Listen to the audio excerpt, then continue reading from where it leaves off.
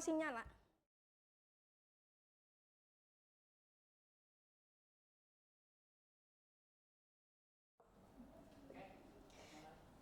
Bismillahirrahmanirrahim. Rabbi shrah li sadri wa yassir li amri wahlul 'uqdatam min lisani yafqahu qawli. Assalamualaikum warahmatullahi wabarakatuh. Waalaikumsalam warahmatullahi wabarakatuh. Selamat pagi anak-anak. Pagi, Bu. Bagaimana kabarnya hari ini?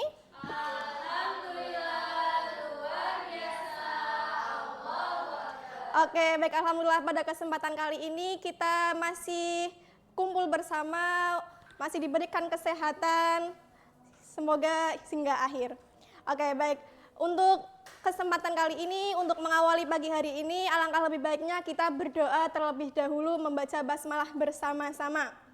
Bismillahirrahmanirrahim. Oke. Sebelumnya absen terlebih dahulu ya. Apakah ada yang belum hadir? Ada, Bu. Ada siapa? Oke, Mas Maiki, nanti kita tunggu ya. Oke, pada kesempatan kali ini ada nggak sih yang masih ingat terkait dengan minggu lalu kita sudah membahas tentang apa? Tentang? Iya, tentang syarat dan rukun sholat jenazah. Nah, pada pagi hari ini kita akan belajar tentang tata cara sholat jenazah.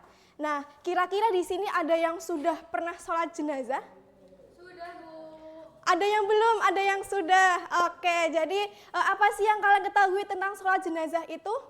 Saya, Bu. Iya, apa Mbak Syahda? Saya sholat jenazah adalah sholat yang dilakukan untuk mendoakan orang muslim yang telah meninggal, Bu. Iya, jadi sholat jenazah itu merupakan sholat untuk mendoakan si mayit. Nah, untuk tata cara sholat jenazah ini merupakan hukumnya fardu kifayah. Nah, apa sih Mbak Dena fardu kifayah itu? Fardu kifayah adalah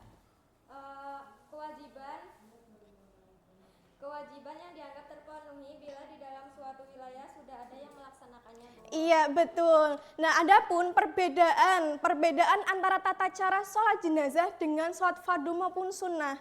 Nah, apa sih Bu perbedaannya? Nah, perbedaannya adalah ketika kita melakukan sholat fardu maupun sholat sunnah, pastikan diawali dengan niat, kemudian takbiratul ihram, kemudian ruku, i'tidal maupun sebagainya. Nah, tetapi pada sholat jenazah ini tidak demikian.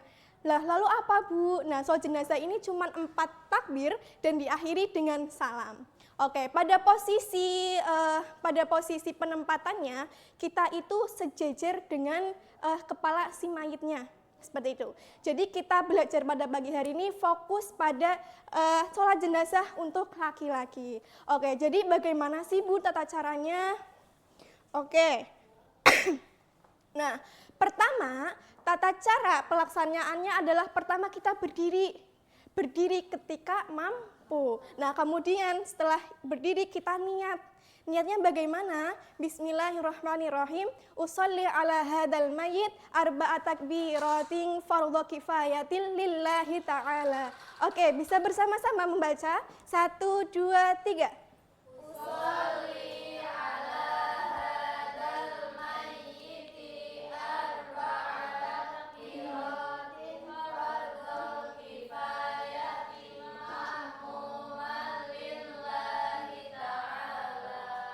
Oke, setelah niat kita kemudian takbir pertama. Nah, takbir pertama apa? Takbir pertama itu kita membaca suratul Fatihah. Nah, di sini ada yang belum hafal surat Al-Fatihah? Sudah. Oke, sudah hafal semua ya. Jadi membaca takbir pertama membaca Al-Fatihah. Allahu Akbar. Bismillahirrahmanirrahim. Alhamdulillahi rabbil alamin. Ar-Rahmanir-Rahim. Maliki yaumiddin. Iyyaka na'budu wa iyyaka nasta'in. Ihdinas siratal mustaqim. Siratal ladzina an'amta 'alaihim ghairil maghdubi 'alaihim waladdallin.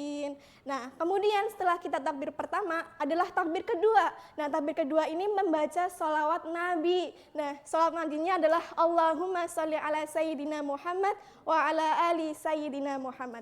Oke, kita baca bareng-bareng. 1, 2, 3.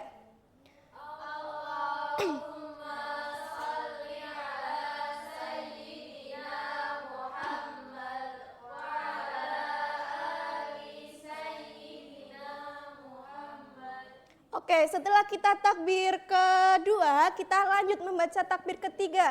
Dan takbir ketiga ini adalah membaca doa. Nah, apa Bu doanya? Doanya adalah Allahumma firlahu warhamhu wa'afihi wa'fu anhu. Oke, kita baca bareng-bareng. 1, 2, 3.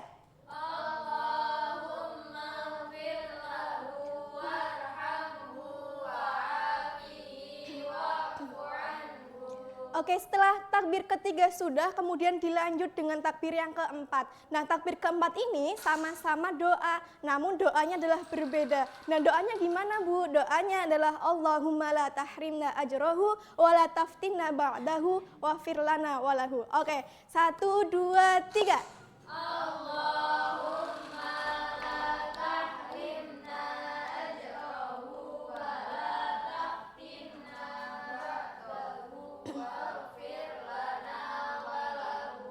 Oke, setelah takbir keempat, kita langsung salam. Jadi tidak ada takbir lagi. Jadi setelah itu kita membaca salam. Nah, salamnya itu salam sempurna. Oke, berbeda dengan sholat fardu. Ketika sholat fardu kan kita membaca takbir sampai assalamualaikum warahmatullah. Nah, ketika kita sholat jenazah, kita salamnya tuh harus sempurna. Jadi assalamualaikum warahmatullahi wabarakatuh. Seperti itu, ya. Oke. Pada materi pada pagi hari ini, apakah sudah paham semua? Paham. Oke, jika sudah paham, Ibu minta satu anak untuk maju ke depan, untuk menyimulasikan atau untuk mempelajari kembali apa yang sudah Ibu pelajari. Oke, siapa yang akan maju? Oke, Mas Adar, silahkan.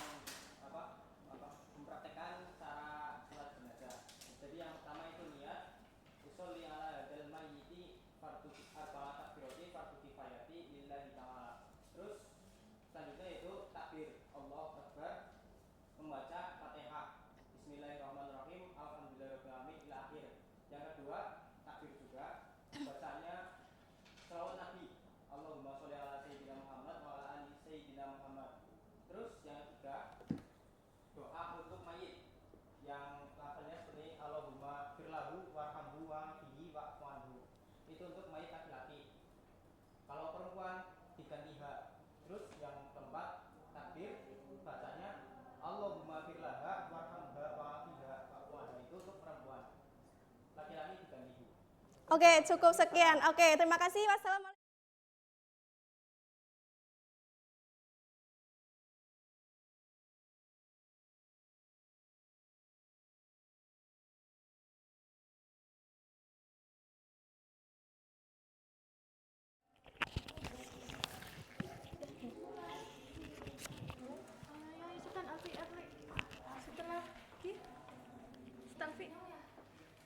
Maki terakhir apa?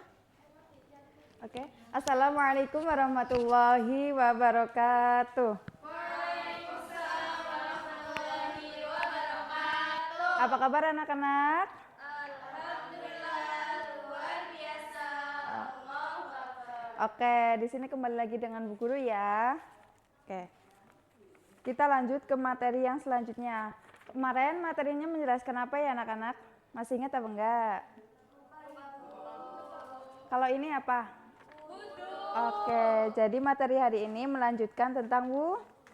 Oke. Di sini Ibu memberikan pertanyaan. Apa sih itu wudu? Ayo siapa yang bisa menjawab? Menyucikan diri, Bu. Ya, oke, betul. Kemudian rukunnya wudu. Rukunnya wudu itu ada berapa ya, Syahda? Ada 6, Bu. Oke, apa aja bisa disebutkan? Niat, kemudian membasuh wajah, Oke. membasuh kedua tangan sampai siku, mengusap sebagian kepala, membasuh kedua kaki sampai mata kaki, dan yang terakhir tertib, Bu. Kemudian ada syaratnya wudu. Ayo, siapa yang bisa? Mbak Ina, coba bacakan. Syarat wudu yang pertama beragama Islam, tidak sedang dalam keadaan junub atau hadas besar, menggunakan air suci dan mensucikan, tidak ada penghalang masuknya air ke kulit. Terus ada hal yang membatalkan wudhu. Ayo apa? Halis. Oke. Yang pertama, keluarnya sesuatu dari kubul dan dubul. Yang kedua, tidur yang tidak terjaga. Kemudian yang ketiga, ada bersentuhan kulit antara laki-laki dan perempuan yang bukan mahram. Kemudian yang terakhir, menyentuh kemaluan bulu. Oke, di sini kita akan belajar tentang niat ya. Niat. Ibu memberikan tugas kalian untuk menghafalkan niat wudhu. Ibu kasih waktu ya, 2 menit.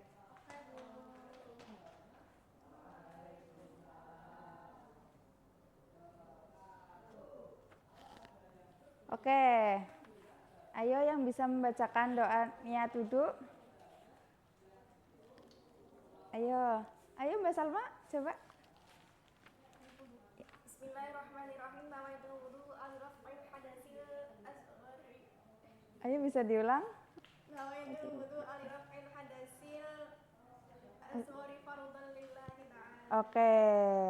Nah, di sini wudhu itu adalah cara bersuci dalam Islam dengan membasuh anggota badan tertentu menggunakan air. Yaitu air yang digunakan adalah air mutlak, air yang belum terkena apapun, baik sabun atau yang lainnya. Yang kemudian ada rukunnya wudhu.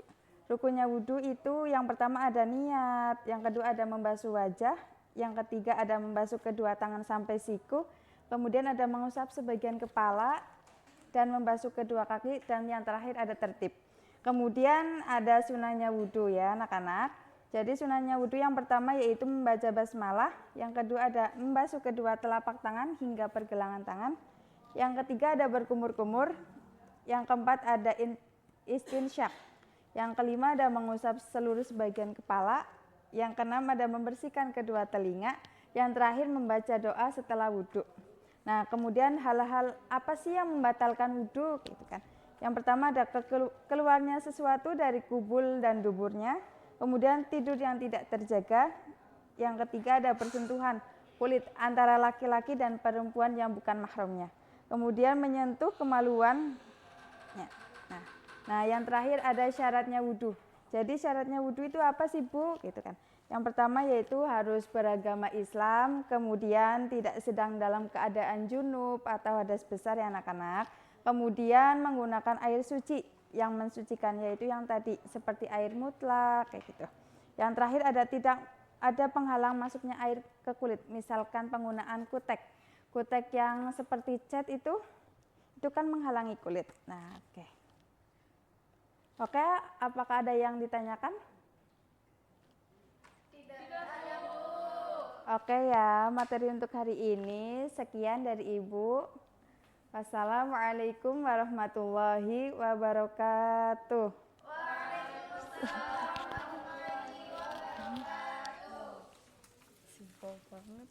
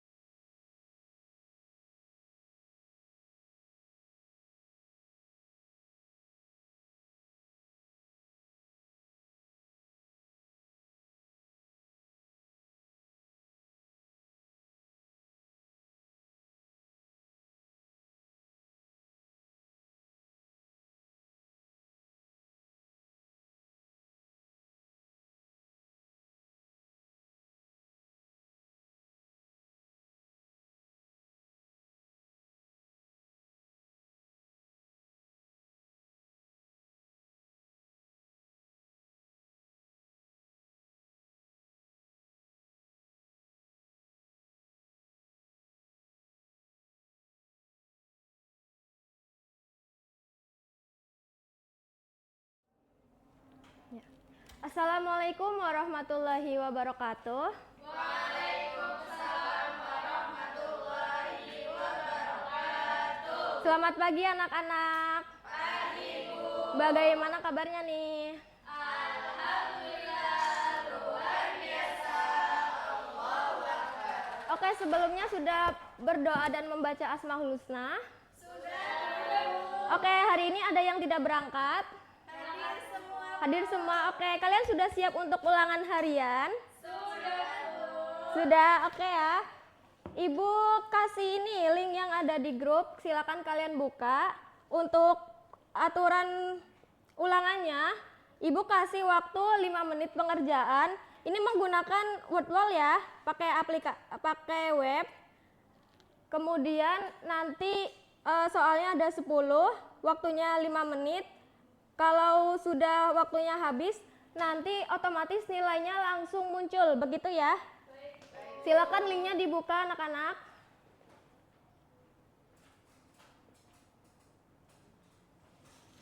Ada yang kesulitan untuk login? Nggak ada sinyal.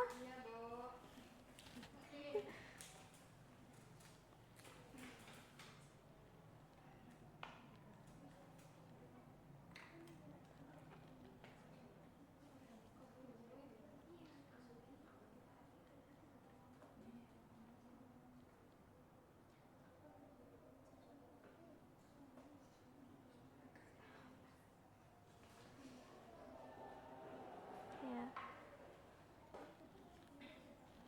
Bisa nggak? Bisa Ibu. Ada yang kesulitan? Tidak, Bu. Tidak? Oke, bisa dikerjakan ya. Ibu kasih waktu 5 menit, dimulai dari sekarang.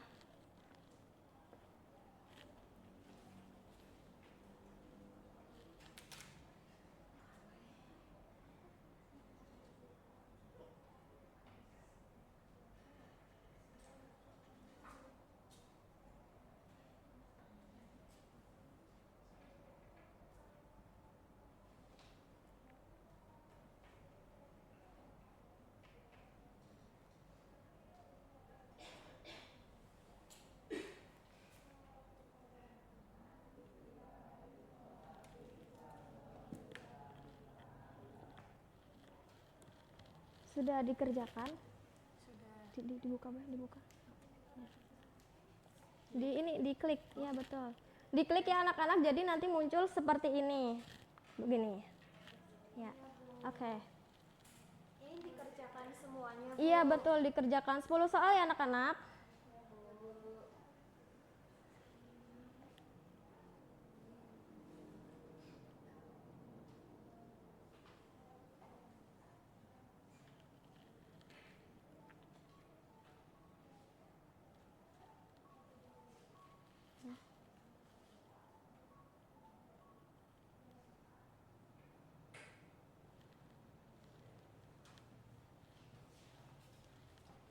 Ada yang kesulitan? Enggak, Bu. Enggak, oke. Sambung ya, cepet ya. Ya setelah selesai nanti ya, diklik meneng. Kanan ya. Apa ya yang kalian ya? Ya. Terus dikasih nama kalian. Ya.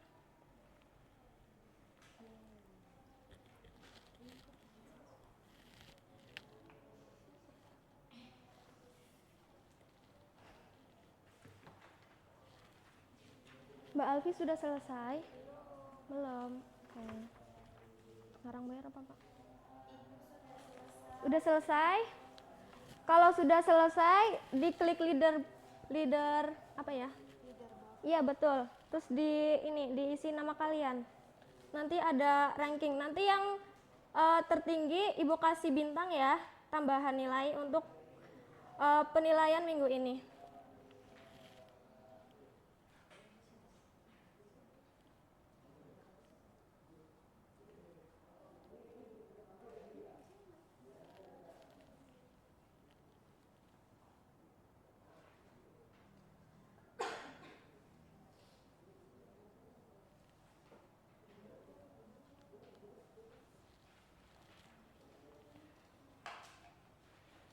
Oke, waktunya udah selesai ya anak-anak. Jadi Ibu akan merekap nilai dari 11 anak Ibu. Jadi yang pertama atas nama Shine mana Shine? Ya, skornya 10, betul semua dengan waktu 1,45. Tepuk tangan. Untuk yang lainnya bisa ditingkatkan lagi karena pertemuan yang akan datang ada UTS dan UAS, jadi Ibu sarankan kalian untuk tetap belajar yang rajin. Model penilaian untuk minggu depan masih seperti ini dengan soal itu lebih banyak, yaitu 20 soal ya. Oke, mungkin sekian dari Ibu. Untuk pertemuan kali ini Ibu cukupkan sekian. Wassalamualaikum warahmatullahi wabarakatuh.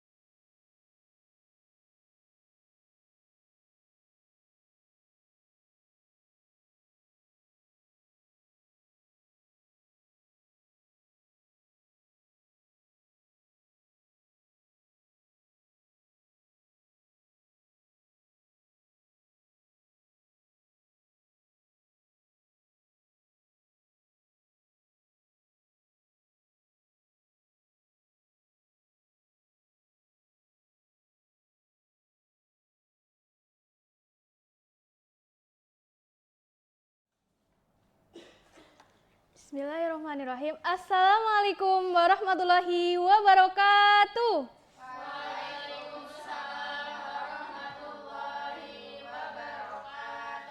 Baik, selamat pagi anak-anak. Pagi, Bu. Wah, pada fresh banget nih wajahnya. Gimana kabar hari ini? Alhamdulillah, luar biasa. Allahu Akbar. Alhamdulillah, semoga kita selalu diberikan kesehatan ya. Baik, sebelum memulai pembelajaran pada pagi hari ini, alangkah baiknya kita membaca basmalah bersama-sama.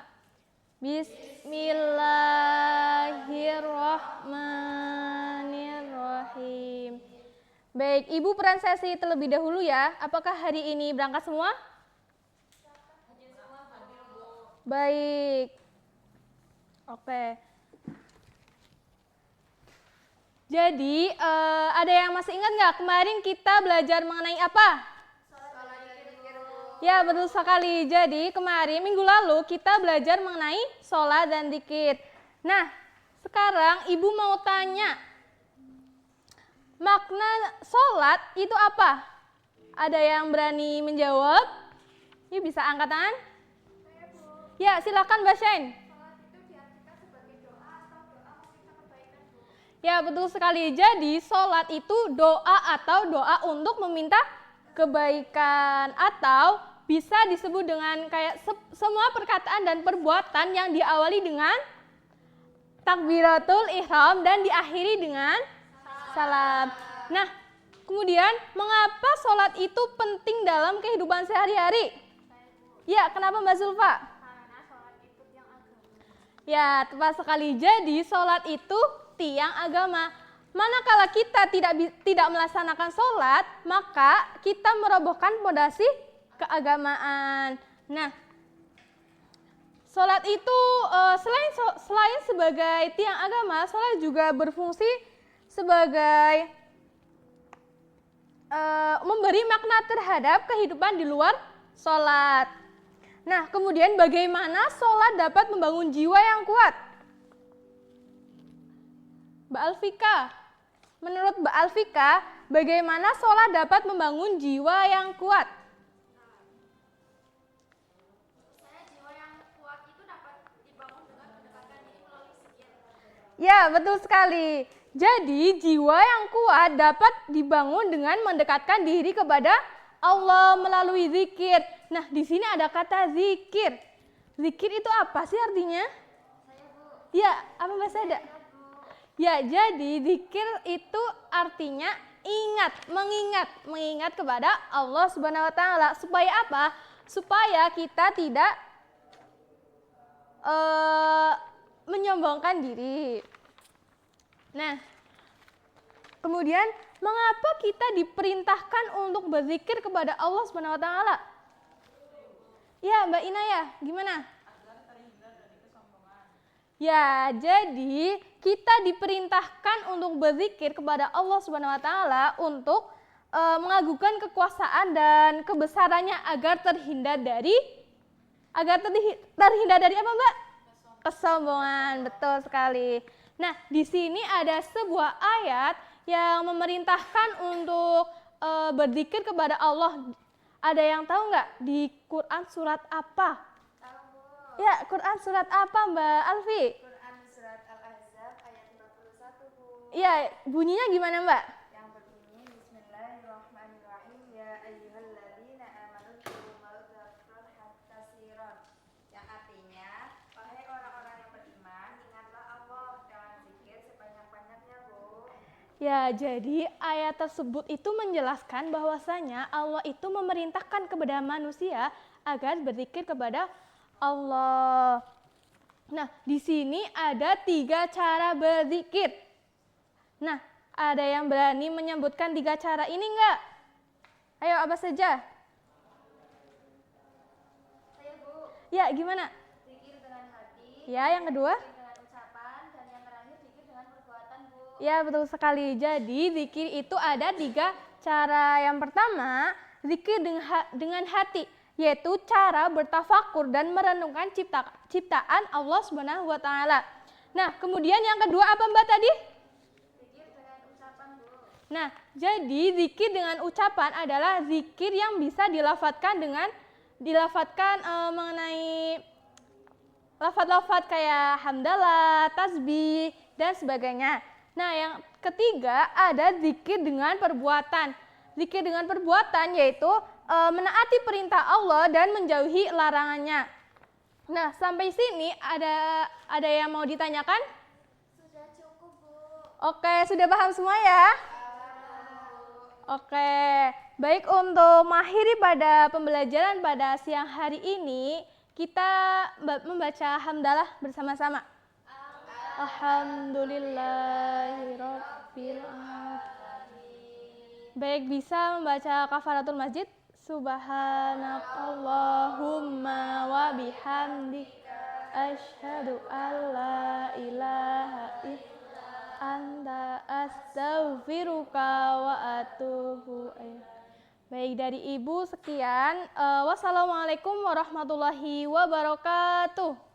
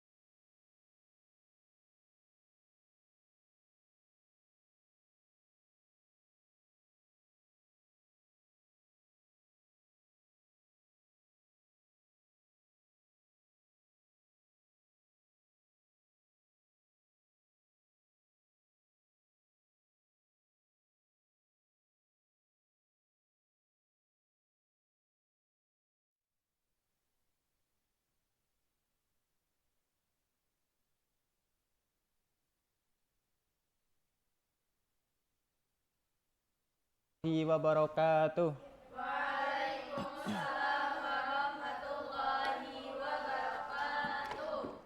Ini pada hadir semua anak-anak? Hadir, Pak. Baik, sebelum kita mulai pembelajaran pada kesempatan pagi hari ini, alangkah baiknya kita buka dengan bacaan suratul Fatihah. Ala hadiniyah walikuliyatin sholihah. Al-Fatihah.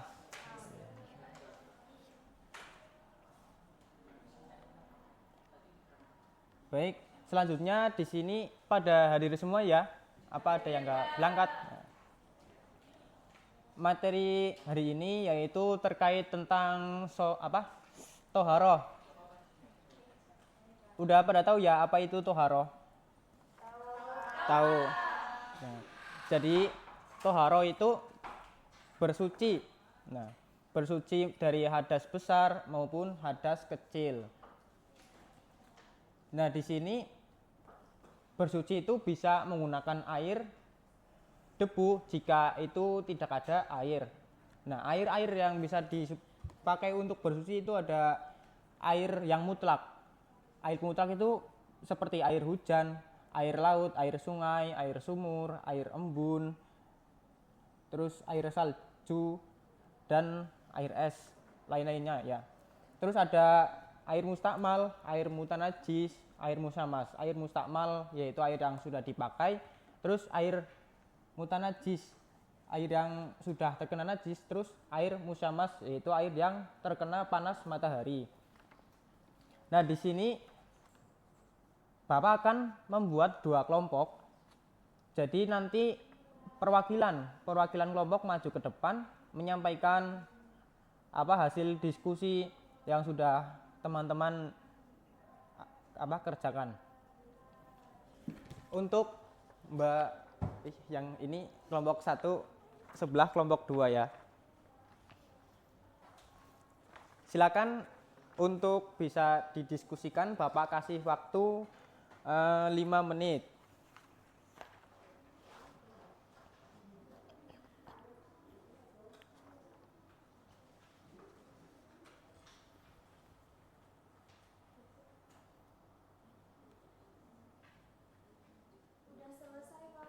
Coba lihat. Oke, baik. Yang ini kelompok 2 udah? Sudah. Silakan untuk perwakilan kelompok maju ke depan menyampaikan jawabannya.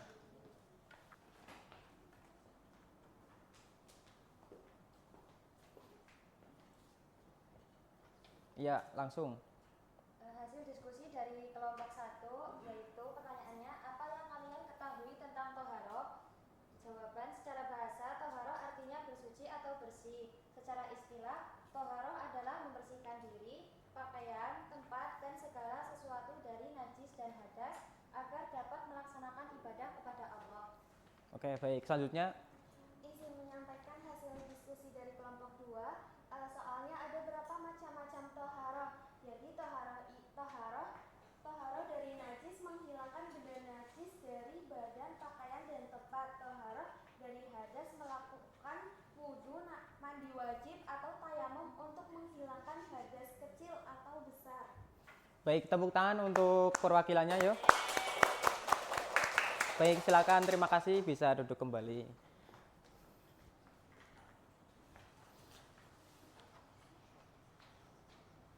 Di sini udah yang tahu apa itu hadas, apa itu najis? Ada udah yang bisa menyampaikan? Enggak ada ya. Nah, jadi hadas sama najis itu ya beda, tapi ya hampir sama. Jadi suatu yang bisa menghalangi kita ketika akan melakukan ibadah. Nah, hadas itu sesuatu, lebih gampangnya itu hadas itu eksternal. Hadas itu perkara yang dari hadas itu perkara internal, perkara yang keluar dari anggota tubuh kita, itu hadas. Kalau najis itu eksternal. Jadi seperti kotoran-kotoran cicak itu ya, itu namanya najis.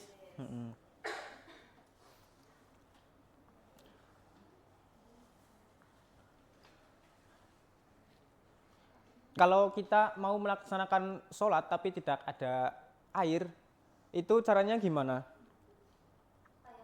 Tayamum. Ada yang bisa niat tayamum? Saya silahkan Mbak. Ya. Bismillahirrahmanirrahim. Nawaitu tayammuma istibahati sholati fardhu lillahi ta'ala. Baik, tepuk tangan untuk Mbak Alfi. Baik. Terus kalau kita dalam keadaan mandi besar tapi kita itu tidak ada air, gimana cara melakukannya? Ada yang udah tahu? Nah, jadi kalau dalam keadaan kita mandi besar terus mau melaksanakan sholat tapi belum mandi, itu bisa dilakukan dengan cara tayamum. Nah, ketika kita sudah melaksanakan tayamum tapi belum sudah melaksanakan tayamum terus ada air. Nah, kita harus segera melakukan mandi besar tersebut.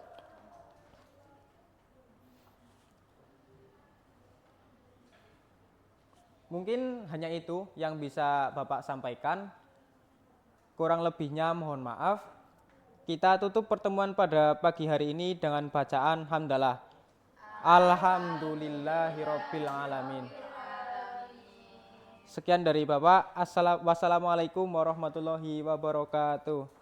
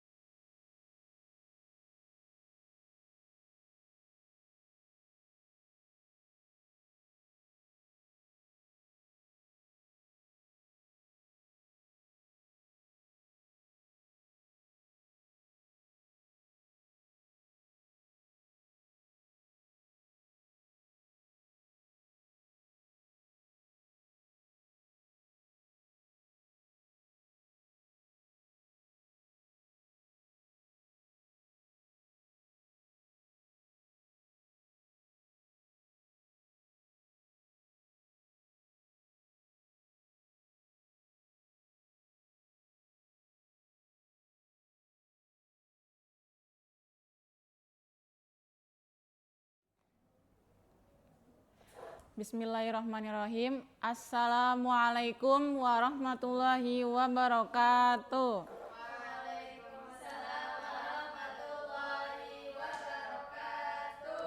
Selamat pagi anak-anak. Pagi, Bu. Gimana kabarnya hari ini? Alhamdulillah. Luar biasa. Allahu Akbar. Pada pertemuan hari ini, pada berangkat semua atau ada yang nggak hadir? Hadir semua. Alhamdulillah. Baik anak-anak, untuk hari ini kita akan mempelajari materi yaitu iman kepada kodo dan kodar. Sebelum itu Ibu menyampaikan tujuan materi pembelajaran hari ini. Diharapkan siswa dapat menjelaskan pengertian dari kodo dan kodar beserta contohnya, dan juga siswa diharapkan dapat mengetahui pengertian dari takdir mubram dan takdir mu'alaq beserta contohnya. Nah, di sini metode pembelajaran yang kita gunakan pada hari ini yaitu membuat diskusi kelompok. Nah, di sini Ibu akan membuat kelompok 1 yaitu di sebelah kiri Ibu, dan yang kelompok 2 di sebelah kanan Ibu ya. Untuk topik diskusinya yaitu diskusi tentang studi kasus yang dikaitkan dengan takdir mubram dan takdir mu'alaq, kemudian diimplementasikan dan diberikan kesimpulan. Nah, di sini untuk kelompok 1, Ibu akan membagikan lembar kerja kelompoknya, yaitu di sini kelompok 1 dapat mengerjakan studi kasus dan kemudian berikan 2 implementasinya ya, dan kemudian berikan kesimpulannya di kolom bawah. Dan kelompok 2 yaitu mengkaitkan contoh studi kasus tentang identitas gender dan kemudian dikaitkan dengan takdir mubram dan diimplementasikan menjadi 2 dan tuliskan kesimpulannya. Nanti di akhir sesi diskusi Ibu akan memberikan hadiah untuk kelompok yang memberikan jawaban secara baik dan tepat ya. Nah, sebelum itu Ibu mau bertanya, apa pengertian dari kodo dan kodar? Alfi. Jadi kode yaitu ketetapan Allah yang tercatat di dalam lafaz, Bu. Ya, terima kasih Alfi sudah menjawab pertanyaan Ibu. Ini Ibu bagi lembar kerjanya ya, bisa dikerjakan. Ibu beri waktu 10 menit untuk mengerjakan, bisa didiskusikan dengan teman kelompoknya ya. Ini kelompok 1 udah sampai mana? Sampai ini, Bu. Ya, bagus. Berarti yang ini enggak. Gak usah langsung baca jawaban sama implementasinya aja ya. Iya, Bu. Kelompok 1 sudah sampai mana? Sudah sampai ini, Bu. Ya, bisa dilanjut ya. Baik, Bu. Baik anak-anak, karena sesi diskusinya sudah selesai, Ibu persilakan untuk kelompok 1 perwakilannya bisa maju ke depan untuk membacakan hasil diskusinya.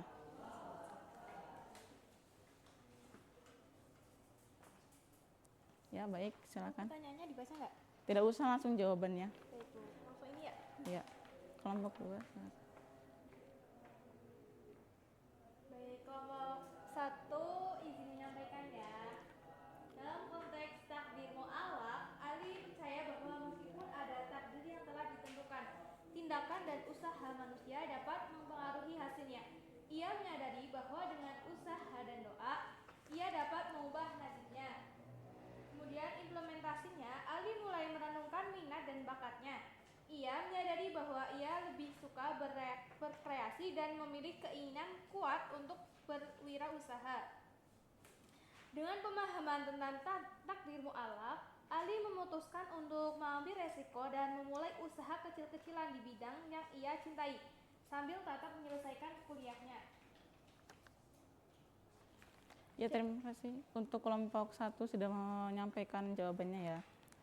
Untuk kelompok 2 silakan. Baik, di sini saya sebagai perwakilan dari kelompok 2 akan menyampaikan jawaban dari kelompok kami. Jawabannya yaitu dalam konteks takdir mubrom, Rina percaya bahwa ia dilahirkan dengan jenis kelamin tertentu, tetapi identitas gendernya adalah bagian dari takdir yang telah ditentukan. Ia memahami bahwa meskipun ada aspek dari hidupnya yang tidak dapat diubah, ia memiliki pilihan untuk menjalani hidup sesuai dengan siapa dirinya yang sebenarnya. Implementasinya, penerimaan diri. Rina mulai menerima perasaannya dan menyadari bahwa identitas gendernya bukanlah sesuatu yang salah. Ia melakukan refleksi diri untuk memahami apa yang ia inginkan. Ya, terima kasih untuk kelompok 1 dan kelompok 2 bisa duduk kembali ya. Bisa beri tepuk tangan. Ya. Nah, di sini Ibu mengasih kesempatan untuk anak-anak jika ada yang mau memberikan tanggapan bisa mengacungkan tangannya ya. Ya, Syahda, silakan. Izin menanggapi untuk kelompok 2, Bu. Ya. Jadi kelompok 2 masih kurang 1 implementasi dari hasil diskusinya, dan saya menambahi 1 yaitu pendidikan dan kesadaran. Rina dapat aktif dalam meningkatkan kesadaran tentang isu-isu gender di komunitasnya, berbagi pengalamannya untuk membantu orang lain yang mungkin mengalami hal yang sama, Bu. Ya, terima kasih untuk Syahda ya sudah memberikan tanggapan. Untuk kelompok 2 bisa dicatat ya kekurangannya. Nah, seperti yang tadi sudah Ibu sampaikan di awal sebelum diskusi, Ibu akan memberikan hadiah untuk kelompok yang memberikan jawaban yang tepat dan rinci ya, yaitu dari kelompok 1. Selamat ya untuk kelompok 1. Nah, untuk kelompok 2, jangan berkecil hati. Untuk jawaban yang kurang bisa dilengkapi dan kemudian bisa dikumpulkan ke Ibu ya. Nah, sebelum Ibu menutup sesi diskusi, Ibu mau menyampaikan materi untuk minggu depan, yaitu anak-anak mempelajari tentang perilaku yang mencerminkan iman kepada kodo dan kodar.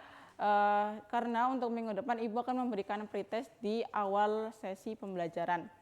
Nah, untuk kesimpulan dari diskusinya itu, di sini anak-anak bisa mengetahui takdir mubram dan takdir mu'alak, yaitu ya ketetapan Allah yang sudah direncanakan, dan anak-anak dapat mengaitkan dengan studi kasus yang ada di kehidupan nyata. Nah, sebelum Ibu menutup pembelajaran pada hari ini, ada yang mau bertanya? Tidak ada ya, sudah paham semua.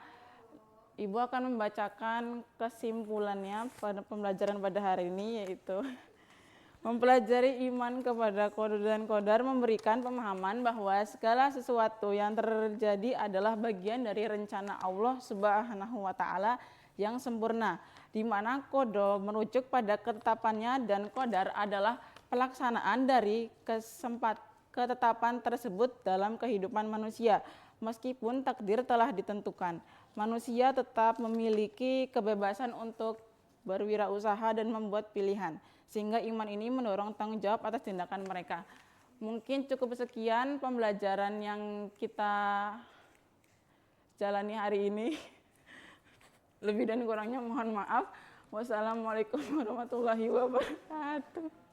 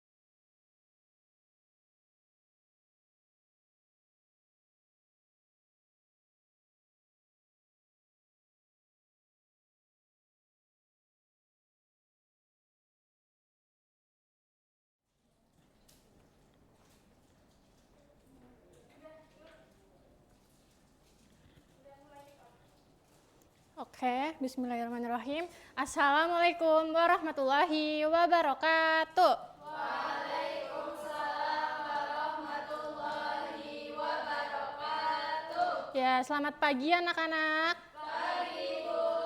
Gimana nih kabarnya hari ini? Alhamdulillah, luar biasa. Allahu Akbar. Ya, bagus. Masih pada semangat ya belajarnya? Oke, jadi sebelum mulai pembelajaran, kita berdoa terlebih dahulu yang akan dipimpin oleh ketua kelasnya. Ayo Mas Adhar. Oke, selesai. Ya, pada pagi hari ini apakah ada yang tidak hadir atau nihil? Nihil ya, bagus ya. Pada pertemuan kali ini, Ibu akan menerangkan materi mengenai najis dan cara mensucikannya.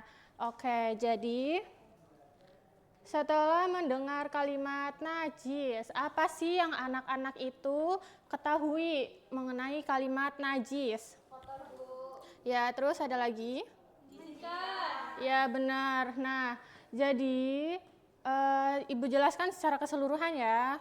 Jadi najis secara bahasa itu berasal dari kata an-najsu yang artinya itu kotor atau menjijikan. Nah, secara istilah, najis itu berarti benda kotor yang mengkotori badan, pakaian, maupun tempat sekitar yang membuat kita itu tidak sah ketika akan melaksanakan kepada Allah Subhanahu wa taala. Nah, yang selanjutnya itu ada macam-macam najis di PowerPoint. Macam-macam najis ada berapa ya anak-anak? 3. Ya, yang pertama itu ada najis ringan atau najis mukhafafah. Yang kedua ada najis mutawasitah.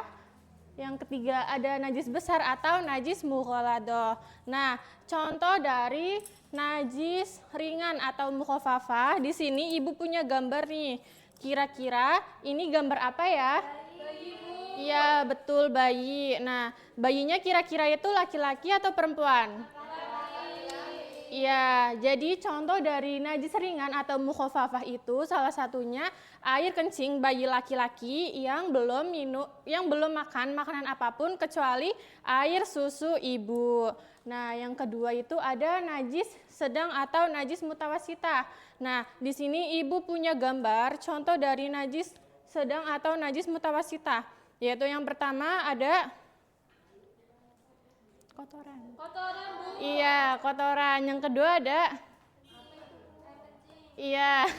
Jadi, contoh dari najis sedang atau najis mutawasitah itu ada kotoran, baik kotoran manusia maupun kotoran hewan. Nah, yang kedua ada air kencing. Terus, yang ketiga ada najis besar atau najis mughaladah.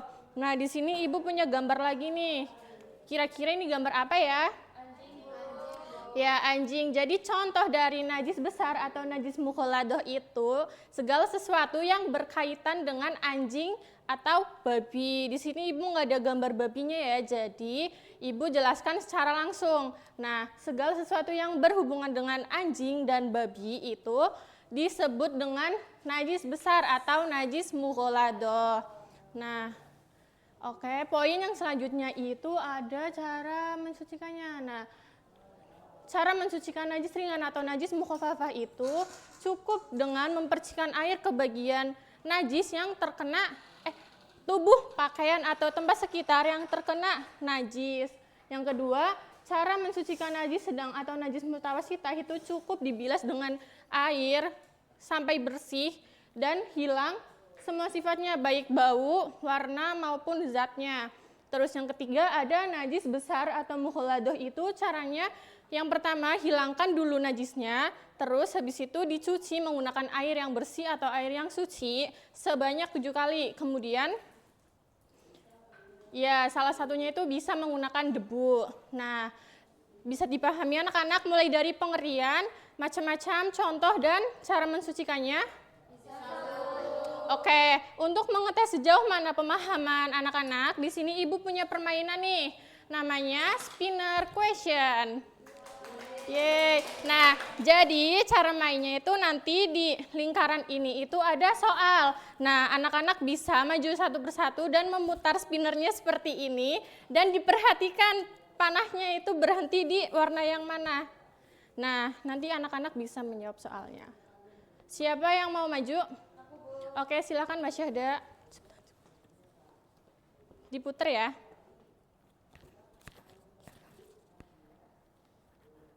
Oke, soalnya anjing dan babi merupakan najis? Najis mughaladah, Bu. Iya, betul. Tepuk tangan buat Mbak Syahda. Oke, anak-anak, terima kasih sudah menjawab spinner question-nya ini dengan tepat ya. Nah, dari materi yang Ibu sampaikan tadi dapat disimpulkan bahwa najis itu merupakan benda kotor yang mengkotori apa?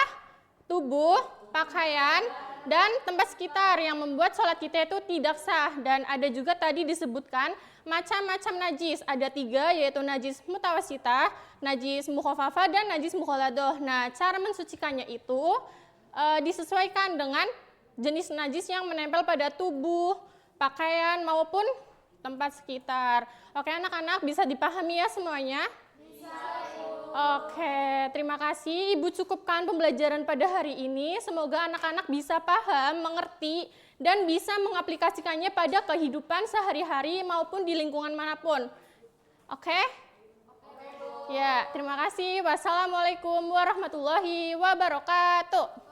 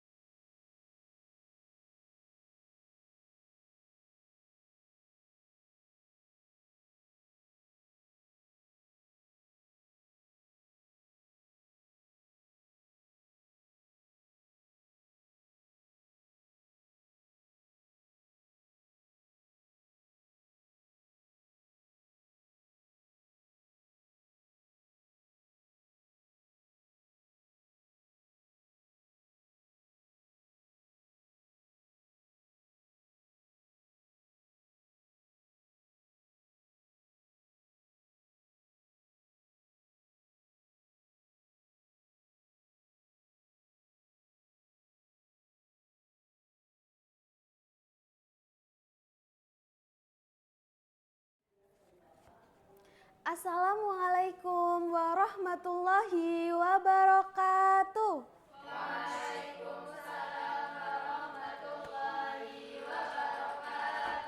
Gimana kabarnya anak-anak?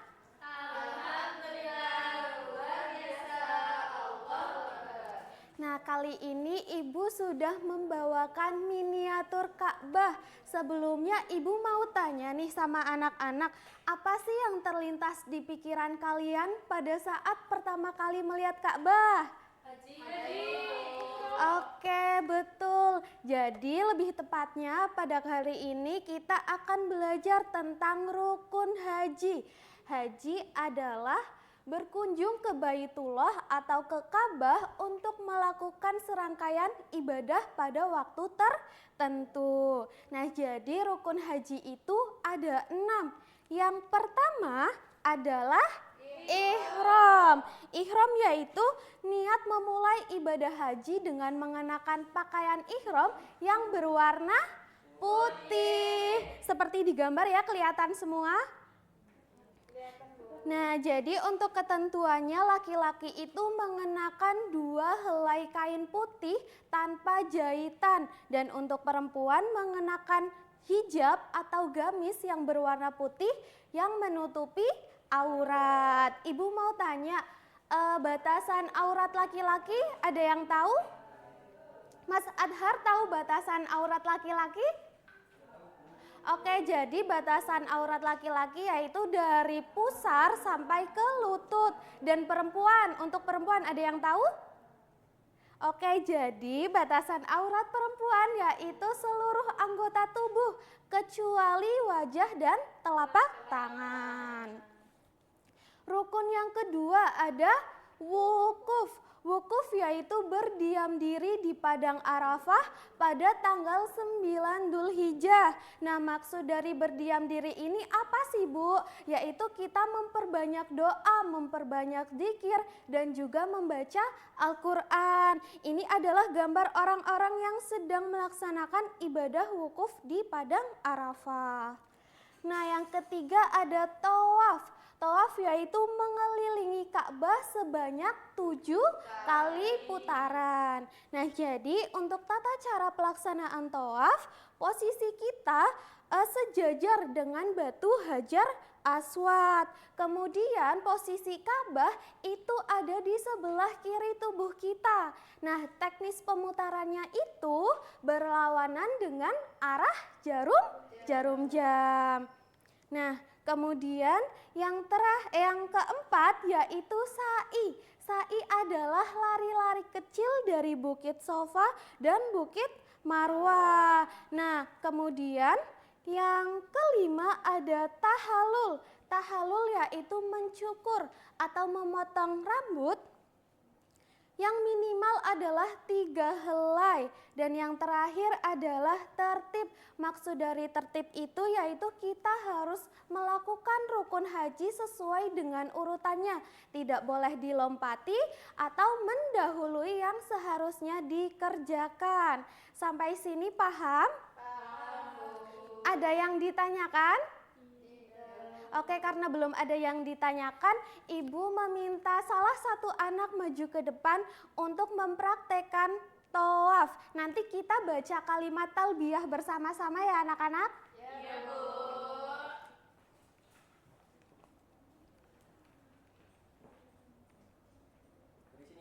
Iya. Yuk kita baca kalimat talbiyah bersama-sama ya. 1, 2, 3. Labbaik Allahumma labbaik. Labbaik la syarika laka labbaik. Innal hamda wan ni'mata laka wal mulk la syarikalah. Oke, bagus sekali. Beri tepuk tangan untuk Mas Adhar. Oke, sampai sini ada yang ditanyakan? Ibu ingin bertanya. Oh, silakan Mbak Halis. Bagaimana hukum bagi seorang laki-laki yang mencukur habis rambutnya, Bu, kayak gundul? Oke, pertanyaan yang sangat bagus ya. Nah, jadi Ibu tadi sudah menjelaskan berapa minimal rambut yang dipotong? 3 helai. Nah, jadi untuk laki-laki memang disunahkan atau dianjurkan untuk memotong habis rambutnya atau digundul seperti itu. Nah, jadi pada hari ini kita sudah belajar tentang rukun haji. Ada 6 ya. Yang pertama ada ihram, kemudian wukuf, tawaf, sa'i, dan tahalul. Yang terakhir tertib. Oke, seperti itu pembelajaran pada hari ini. Semoga bermanfaat dan diamalkan. Kemudian kita dipanggil bersama-sama ya ke Baitullah untuk melaksanakan ibadah haji. Ibu harap kalian tetap semangat dalam belajar. Ibu akhiri kita baca hamdalah bersama-sama.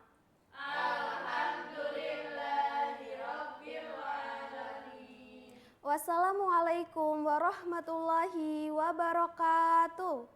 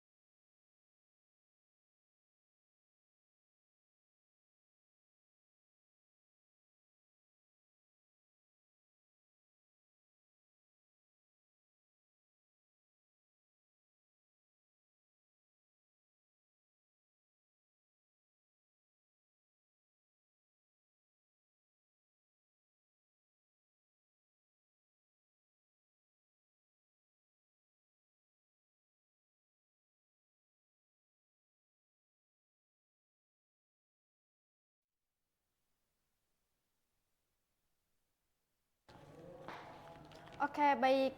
Assalamualaikum warahmatullahi wabarakatuh.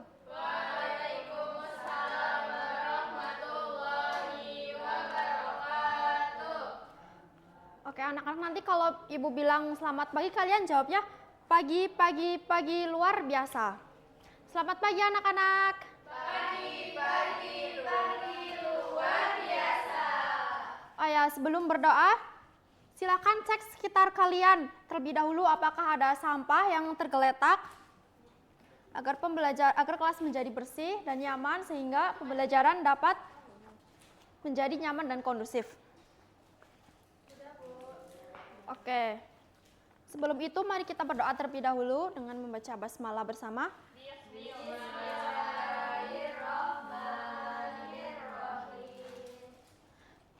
Bagaimana kabar hari ini anak-anak? Apakah hadir semua atau ada yang tidak berangkat? Oke. Walaupun hari ini cuaca mendung, kalian tetap berangkat ya, tetap rajin berangkat.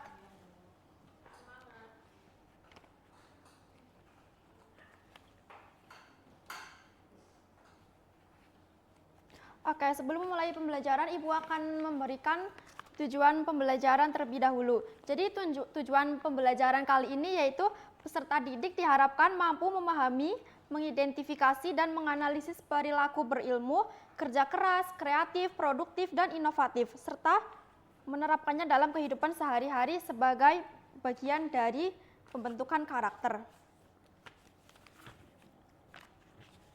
Hari ini ada yang tahu nggak sih kita mau belajar tentang apa? Akhlak terpuji bagi diri sendiri. Ya benar, hari ini kita akan belajar tentang akhlak terpuji bagi diri sendiri. Ada yang tahu nggak sih macam-macam akhlak terpuji bagi diri sendiri itu ada apa aja?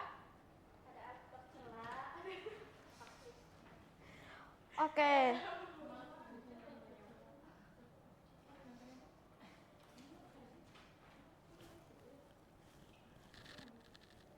Jadi, macam-macam akhlak terpuji bagi diri sendiri itu ada 1. Berilmu, 2. Kerja keras, 3. Kreatif, 4. Produktif, dan 5. Inovatif.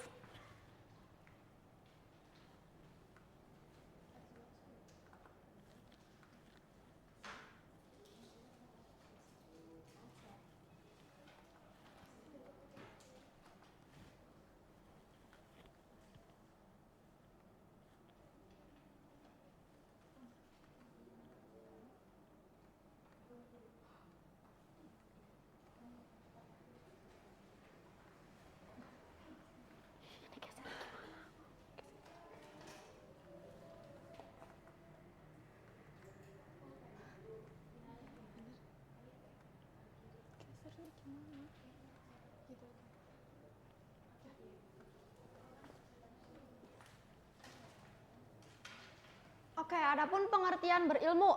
Berilmu itu berasal dari kata bahasa Arab yang berarti ilmu, yang memiliki arti pengetahuan tentang sesuatu.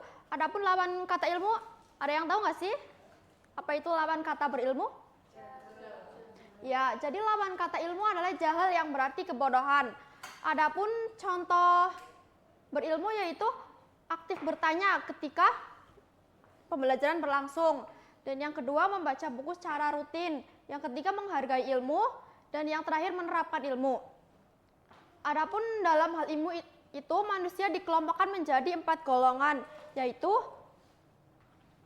1. Orang yang tahu dan tahu bahwa dirinya tahu. Dan yang kedua, orang yang tidak tahu bahwa dirinya tahu. Dan yang ketiga, orang yang tidak tahu tetapi tahu bahwa dirinya tahu. Dan yang keempat, orang yang tidak tahu tetapi tidak tahu bahwa dirinya tahu. Adapun yang kedua, kerja keras. Kerja keras berarti bersungguh-sungguh, bersemangat tinggi dalam mengerjakan sesuatu, tekun dan ulat, serta tidak mudah menyerah apabila menghadapi kendala atau kesulitan. Adapun contohnya yaitu belajar dengan giat dan memahami materi pembelajaran, mengerjakan tugas sekolah dengan sungguh-sungguh. Oke, sebelum memasuki materi yang selanjutnya, apakah ada yang perlu ditanyakan? Oke, seperti yang Ibu lihat, sepertinya Mbak Olis mainan HP terus. HP-nya disimpan ya untuk nanti pas istirahat dimainkannya. Jangan main HP terus agar kamu paham dengan pembelajaran yang Ibu jelaskan. Adapun yang selanjutnya yaitu kreatif. Kreatif adalah banyak akal atau memiliki daya cipta. Kreatif adalah kemampuan untuk menciptakan atau menghasilkan sesuatu. Adapun contohnya yaitu menghias kelas dengan hasil karya sendiri, membuat kerajinan dari barang bekas.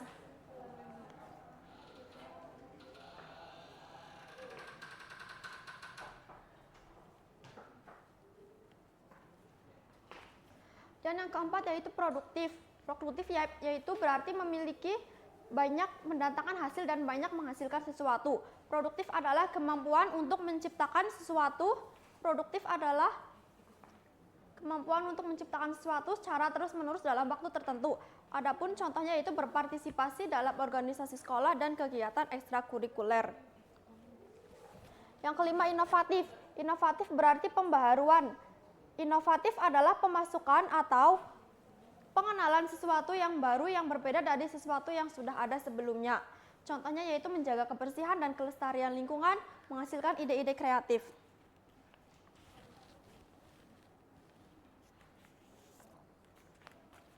Oke, Mbak Sen sepertinya berbicara sendiri. Apakah sudah paham dengan materi yang Ibu sampaikan? Oke, jika sudah paham, maka Ibu akan memberikan pertanyaan. Bisa untuk Mbak Sen, tolong sebutkan contoh dari sikap yang sudah Ibu jelaskan tadi.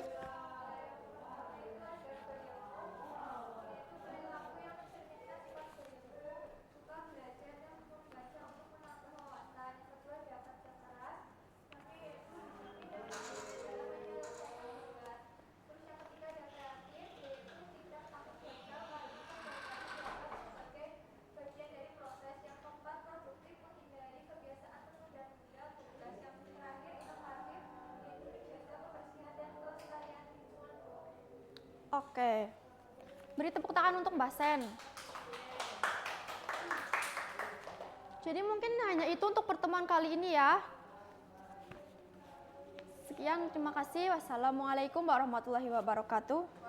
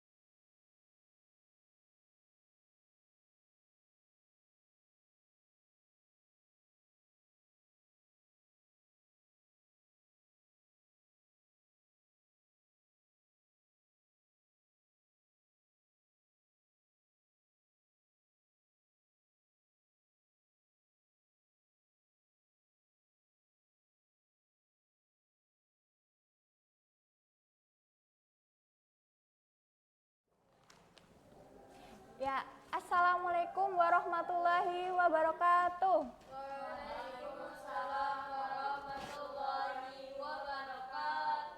Gimana kabarnya anak-anak hari ini? Alhamdulillah, luar biasa. Berangkat semua ya? Nih ya. Ya, langsung saja. Jadi seperti yang Ibu bilang kemarin, jadi agenda pada hari ini yaitu mengerjakan ulangan harian mengenai kurban dan akikah.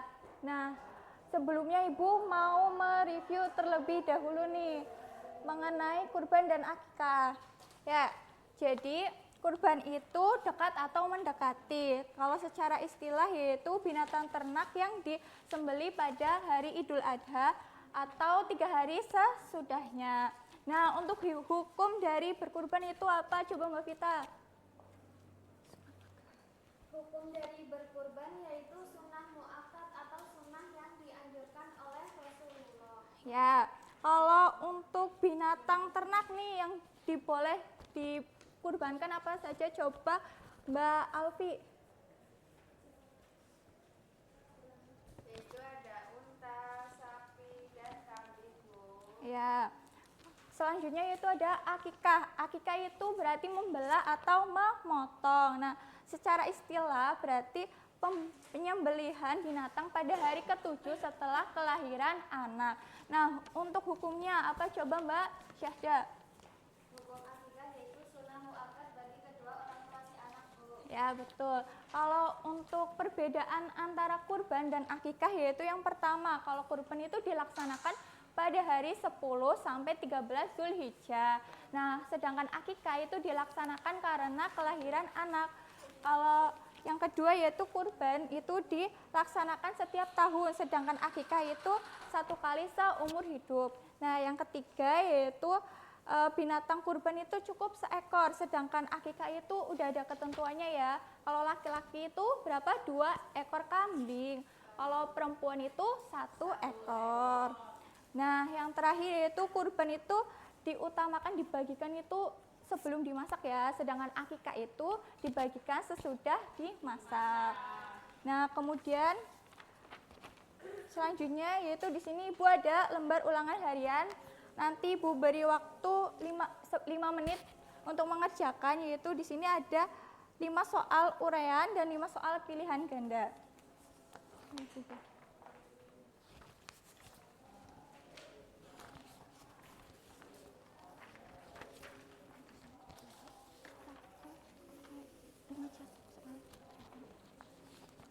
Ya, waktu dimulai dari sekarang ya.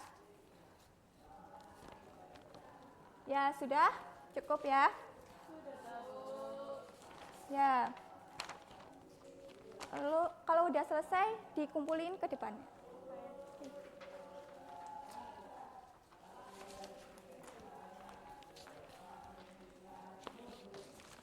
Jadi Ibu akan bagikan secara acak, nanti kalian mengoreksi ya, punya teman kalian. Kalau yang punya kalian itu ditukar ya.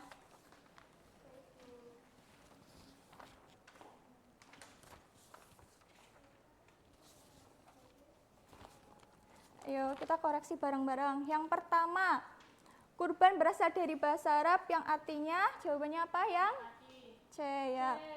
Yang kedua, hukum melakukan penyembelihan kurban bagi setiap orang Islam yang A. Yang ketiga, waktu penyembelihan kurban yaitu setelah yang C. Ya, sholat Idul Adha. Yang keempat, jenis hewan yang boleh untuk berkurban yaitu yang D. Yang kelima, kambing yang digunakan untuk berkurban yaitu berumur berapa? 2 tahun. Nah, kemudian yang uraian, Ibu minta tolong dibacakan soal dan jawabannya ya dari Mbak Vita. Akikah berasal dari bahasa Arab yang berarti membelah atau memotong. Ya, benar ya. Terus Mbak Vita. Oke, yang kedua, ibadah akikah dilakukan karena kelahiran anak. Ya, betul. Kemudian yang nomor 3. Hukum melakukan penyembelihan akikah bagi setiap orang Islam adalah sunnah muakkad. Ya, betul. Kemudian Moholis. Bintang yang boleh untuk akikah adalah kambing. Ya, betul. Kambing. Terus yang terakhir Mbak Alfi. Apabila lahir anak laki-laki, maka harus menyembelih 2 kambing, Bu. Ya, betul. Nah, nanti kalian tulis jawaban benar dan salahnya ya. Benar dikali 10. Ada yang nilainya 100? Ada. Wah. Ada yang di bawah KKM remedial 70? Ada.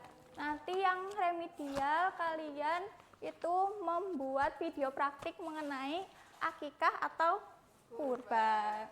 Nanti terakhir dikumpulin di pertemuan minggu depan ya. Ya, untuk yang nilainya 100 selamat, kalau yang belum jangan menyerah ya, belajar terus. Ya, semoga apa yang kalian kerjakan hari ini bisa bermanfaat untuk kalian semua. Cukup sekian dari Ibu. Wassalamualaikum warahmatullahi wabarakatuh.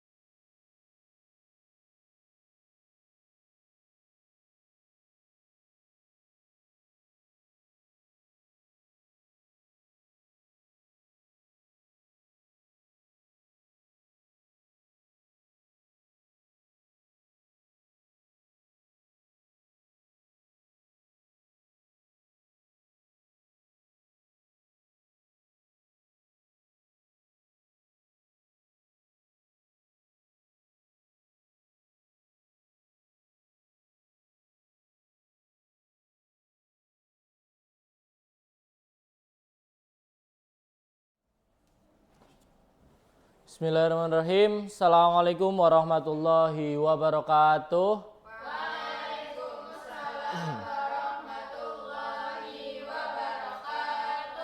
Apa kabar kalian hari ini anak-anak?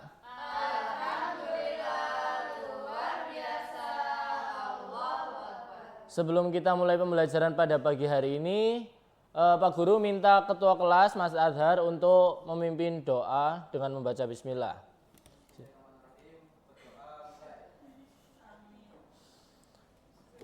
Untuk pagi hari ini, agar kefokusan kalian dalam belajar itu meningkat, Pak Guru itu ada ice breaking.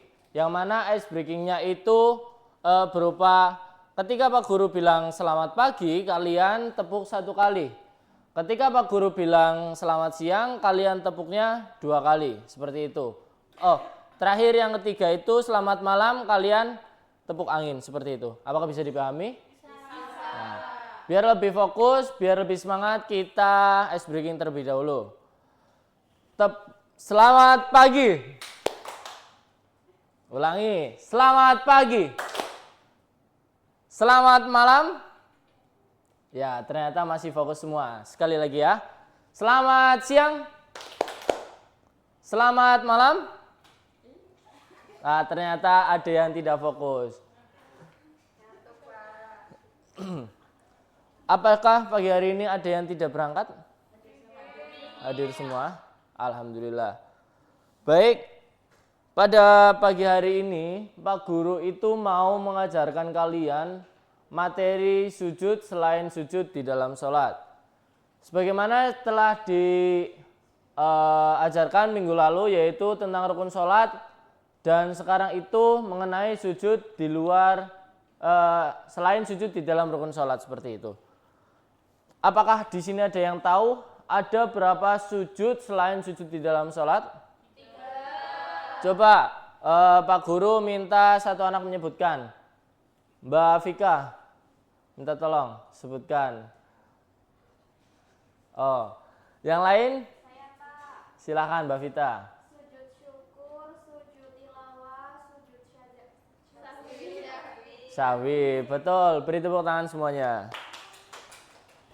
Jadi di dalam sujud selain sujud di dalam rukun sholat itu terdapat 3 macam sujud. Yang pertama itu ada sujud sahwi, yang kedua itu ada sujud syukur, yang ketiga itu ada sujud tilawah. Seperti dalam contoh kehidupan sehari-hari ketika kalian sedang melakukan sholat subuh atau sholat isya yang mungkin kalian itu terlalu capek dan kalian tidak membaca doa yang ada di dalam rukun sholat atau meninggalkan gerakan-gerakan yang ada di dalam sholat. Yang kedua itu ketika sujud syukur itu seperti contoh kalian mendapatkan hadiah atau kebaikan. Seperti contoh itu ada timnas Indonesia, Persija mengalami kemenangan di dalam pertandingannya. Mereka sedang melakukan sujud syukur untuk mensyukuri nikmat yang telah Allah berikan. Yang terakhir itu ada sujud tilawah. Ketika kalian sedang membaca Al-Quran atau kalian mendengar orang membaca Al-Quran terdapat ayat sajdah, seperti contoh ini, itu kalian melakukan sujud sajdah. Sujud tilawah, mohon maaf. Untuk sujud sahwi sendiri secara bahasa itu berasal dari bahasa Arab yaitu sahayasu. Dan secara istilah yaitu sujud dua kali yang dilakukan karena seorang meninggalkan sunnah abad, kekurangan atau kelebihan jumlah rakaat. Yang selanjutnya sujud syukur, yang mana sujud syukur itu adalah sujud yang dilakukan ketika seseorang memperoleh kenikmatan atau hal yang menyenangkan dan bisa juga ketika terhindar dari bahaya atau bencana. Yang selanjutnya itu ada sujud tilawah, yang mana sujud tilawah itu adalah bacaan, secara bahasa itu adalah bacaan, sedangkan secara istilah itu adalah sujud yang dikerjakan ketika mendengar atau membaca ayat Al-Quran yang terdapat ayat-ayat sajdah di dalam Al-Quran. Kira-kira ada yang perlu ditanyakan apa tidak anak-anak? Jadi di sini Pak Guru akan menerapkan sistem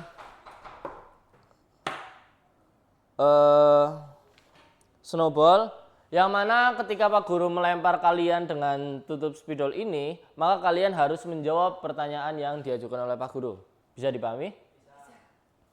Coba. Sebutkan definisi daripada sujud sahwi.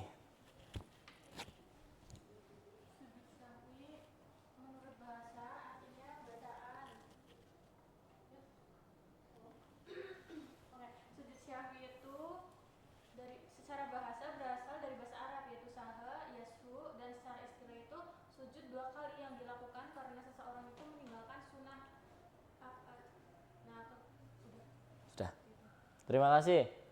Yang selanjutnya yang kedua itu jelaskan definisi daripada sujud syukur. Sujud syukur yaitu dilakukan apabila seseorang memperoleh kenikmatan atau hal yang menyenangkan dan bisa juga ketika terhindar dari bahaya atau bencana. Betul sekali, beri tepuk tangan untuk kita semua. Dari sini ada yang bisa menyimpulkan terkait kesimpulan materi yang kita pelajari pada pagi hari ini. Mas Adhar minta tolong disimpulkan. Jadi tiga sujud yaitu sujud syukur ketika kita mendapatkan kebaikan, sujud tilawah ketika mendengar ayat sajdah, dan Betul. sujud sahwi ketika lupa dengan rukun sholat. Ya, betul sekali. Pak Guru ulangi untuk kesimpulan pada pagi hari ini ada 3 macam sujud di luar sujud di dalam sholat, yang mana hikmahnya itu dapat diambil dari ketiga sujud itu, yaitu tentang penghambaan kita sebagai manusia, bahwasanya kita itu tidak ada apa-apanya dibanding Allah Subhanahu wa taala. Mungkin cukup sekian pembelajaran dari Pak Guru. Semoga kalian bisa mempraktekkan atau mengamalkan di kehidupan kalian sehari-hari. Jangan lupa untuk tetap semangat dalam menuntut ilmu, karena menuntut ilmu itu wajib bagi kita semua sebagai umat muslim. Dan Pak Guru kasih kalian tugas untuk minggu depan, yaitu menghafalkan doa 3 sujud tersebut. Ada sujud sahwi, sujud syukur, dan sujud tilawah. Mungkin cukup sekian dari Pak Guru. Kurang lebihnya mohon maaf. Assalamualaikum warahmatullahi wabarakatuh.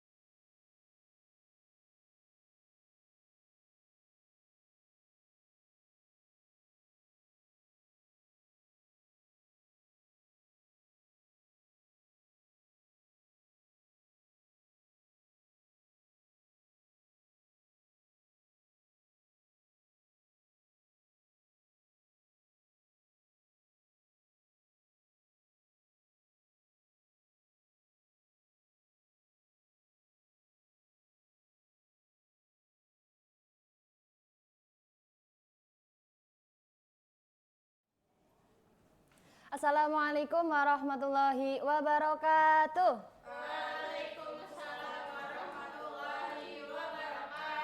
Selamat pagi anak-anak. Oke, sebelum pembelajaran dimulai, alangkah baiknya kita membaca doa terlebih dahulu. Oke, untuk ketua kelas silahkan untuk menyiapkan doanya. Selesai.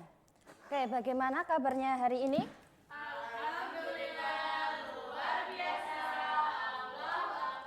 Oke, alhamdulillah masih pada semangat ya untuk mengikuti pembelajaran pada pagi hari ini? Oke, harus semangat ya, karena semangat belajar kalian akan menjadi cahaya yang akan membimbing langkah menuju impian ya. Oke, itu sedikit motivasi dari Ibu ya, agar kalian tambah semangat dalam belajar. Oke, sekarang semuanya bisa berdiri.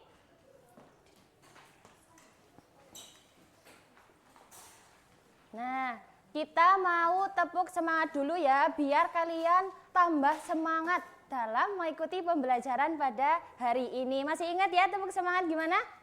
Masih, oke. Ibu pimpin ya. Tepuk semangat. Semangat. Semangat. Oke, silahkan duduk kembali.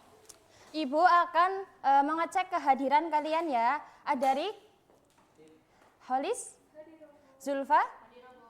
Oke, hadir semua ya, alhamdulillah. Oke, siapa yang masih ingat kemarin kita belajar mengenai apa? Lupa ya?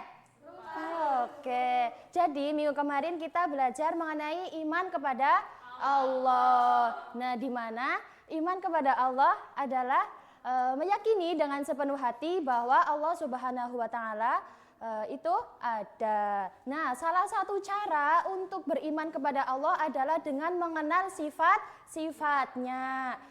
Coba Ibu mau tanya, apakah kalian pernah ketika berbuat kesalahan itu merasa malu, padahal kalian itu tidak ada yang melihat kalian? Nah iya, kemudian apakah kalian pernah ketika berdoa tapi dalam hati, nah tapi kalian merasa Allah itu mendengar doa-doa kalian? Iya betul, karena Allah itu maha mengetahui, maha waspada, maha melihat, dan maha mendengar. Nah, tujuan pembelajaran kita pada hari ini itu ada dua. Yang pertama, memahami sifat dan nama Allah sesuai dengan Asmaul Husna, Al-Alim, Al-Khabir, As-Sami, dan Al-Basir. Kemudian untuk yang kedua, yaitu untuk meneladani keempat Asmaul Husna tersebut dalam kehidupan sehari-hari. Jadi nanti kompetensi dasar yang kalian kuasai setelah pembelajaran ini, yaitu nanti kalian dapat memahami keempat Asmaul Husna tersebut dan meneladaninya. Oke. Coba.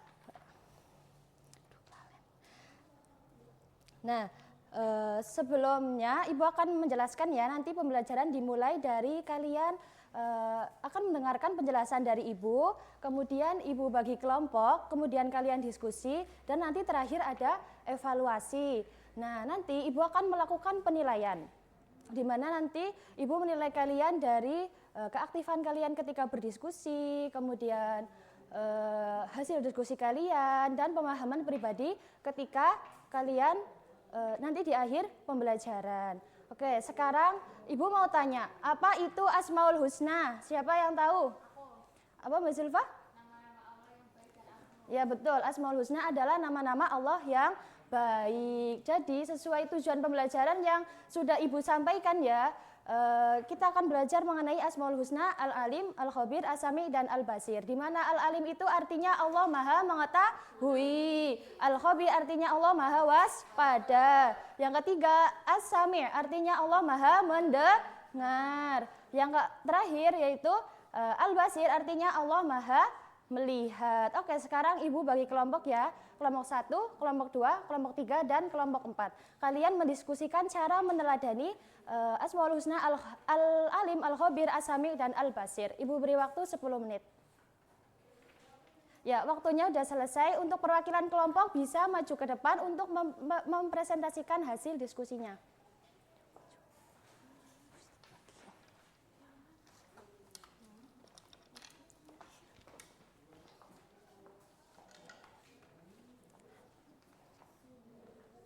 Ya, silakan untuk kelompok 1.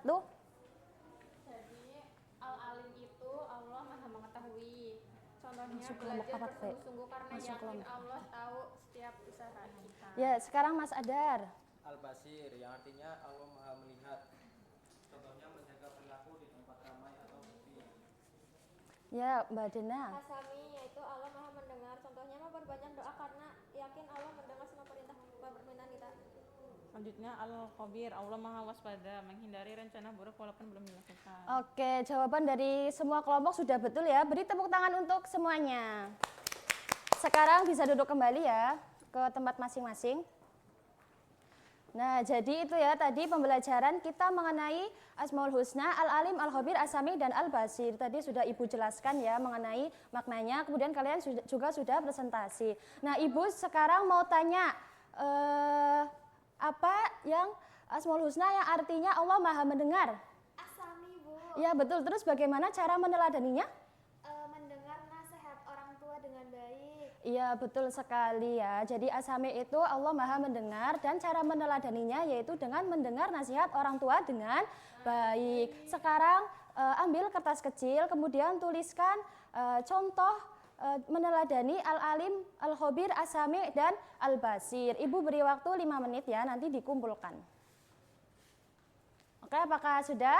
Sudah. Oke, sekarang dikumpulkan ya.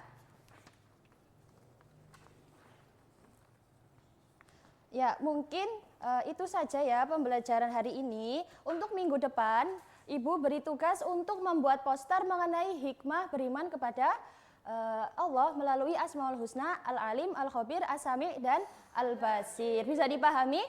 Bisa. Oke, mari kita tutup pembelajaran hari ini dengan bacaan hamdalah bersama-sama. Alamin. Ya, sekian dari Ibu. Wassalamualaikum warahmatullahi wabarakatuh.